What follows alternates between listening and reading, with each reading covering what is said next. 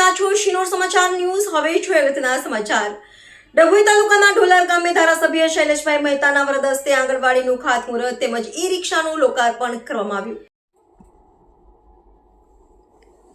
ડભોઈ તાલુકામાં અગાઉ 11 જેટલી સ્માર્ટ આંગણવાડીઓનું ખાતમુહૂર્ત કર્યા બાદ 2 જેટલી આંગણવાડી લોકાર્પણ થઈ ગઈ, ત્યારે આજે ડભોઈ તાલુકાના ઢોલાર સહિત 5 ગામોમાં વધુ 5 જેટલી આંગણવાડી 50 લાખના ખર્ચે નવીન આંગણવાડી માટે ધારાસભ્ય શૈલેષભાઈ મહેતાના વરદ હસ્તે ઢોલાર ગામેથી ખાતમુહૂર્ત કરવામાં આવ્યું હતું।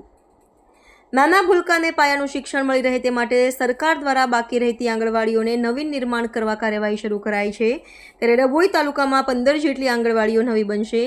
સાથોસાથ તાલુકાના 5 ગામોમાં સ્વચ્છ ભારત અંતર્ગત જિલ્લા પંચાયતમાંથી અપાયેલ 5 જેટલી ઈ-રિક્ષાનું લોકાર્પણ કરવામાં આવ્યું। આ પ્રસંગે જિલ્લા પંચાયત ઉપપ્રમુખ વકીલ અશ્વિનભાઈ પટેલ, ગામના સરપંચ પાર્થ પટેલ, ભુવાજી રબારી, શાંતિલાલ ભીખાભાઈ હાજર હતા।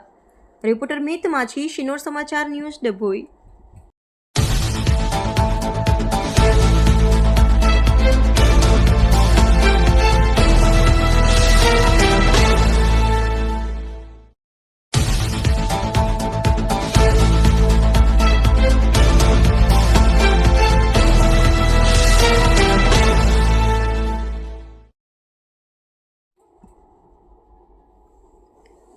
ડભોઈ તાલુકામાં અગાઉ 11 જેટલી સ્માર્ટ આંગણવાડીઓનું ખાતમુહૂર્ત કર્યા બાદ 2 જેટલી આંગણવાડી લોકાર્પણ થઈ ગઈ, ત્યારે આજે ડભોઈ તાલુકાના ઢોલાર સહિત 5 ગામોમાં વધુ 5 જેટલી આંગણવાડી 50 લાખના ખર્ચે નવીન આંગણવાડી માટે ધારાસભ્ય શૈલેષભાઈ મહેતાના વરદ હસ્તે ઢોલાર ગામેથી ખાતમુહૂર્ત કરવામાં આવ્યું હતું।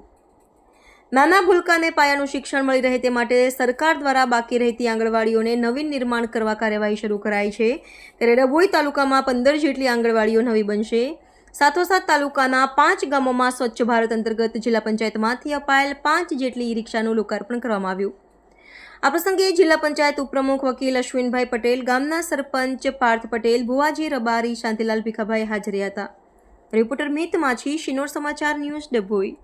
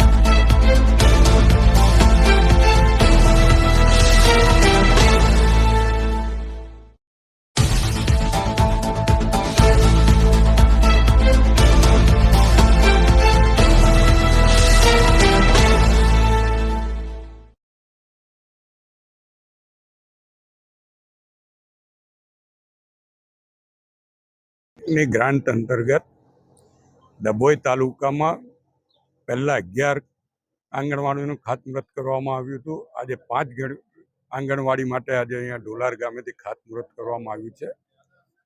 આ પહેલાંની 11માંથી 2 ફરતી કોઈ નળાનું લોકાર્પણ પણ કરી દેવામાં આવ્યું છે અને બીજી 9ની કામગીરી ચાલુ છે। આજે જે 5 આંગણવાડીના કામગીરી આજથી શરૂ કરવામાં આવશે અને ટૂંક સમયમાં એનું લોકાર્પણ પણ કરવામાં આવશે। એની સાથે સાથે સ્વચ્છ ભારત મિશન અંતર્ગત ઈ-રિક્ષાનું લોકાર્પણ પણ કરવામાં આવ્યું છે। ડભોઈ તાલુકામાં 6 જેટલી ઈ-રિક્ષાઓ આપવામાં આવી છે, જેનું આજે ઢોલાર ખાતેથી એનું પણ લોકાર્પણ કરવામાં આવ્યું છે। હું આ તમામ ગામોના લોકોને અભિનંદન આપું છું, શુભેચ્છા પાઠવું છું। આંગણવાડીઓમાં નાના બાળકો સારી રીતે અભ્યાસ કરીને આગળ વધી શકે અને સાથે સાથે સ્વચ્છતાનો આપણે પર્યાય બનાવીને દરેક ગામમાં પણ સ્વચ્છ ભારત મિશનના સપોર્ટમાં લોકો સૂકો અને લીલો કચરો અલગ અલગ તારવીને એનો અલગ જગ્યાએ એનો ડમ્પિંગ કરવામાં આવે ને એમાંથી આપણે જાણીએ છીએ કે ગેસ પણ ઉત્પન્ન થાય છે, અન્ય વસ્તુઓ પણ કચરામાંથી ઉત્પન્ન કરવામાં આવ્યો છે। તાજેતરમાં ડભોઈ નગર પાલિકા દ્વારા આની શરૂઆત કરવામાં આવી છે, ત્યારે વેસ્ટમાંથી બેસ્ટ બનાવવાની કામગીરી પણ ડભોઈ તાલુકામાં થાય એના માટે આ તમામ ઈ રિક્ષા કામગીરી કરશે અને તમામ ઠેકાણે સ્વચ્છતા જળવાઈ રહેશે એવી અપેક્ષા રાખું.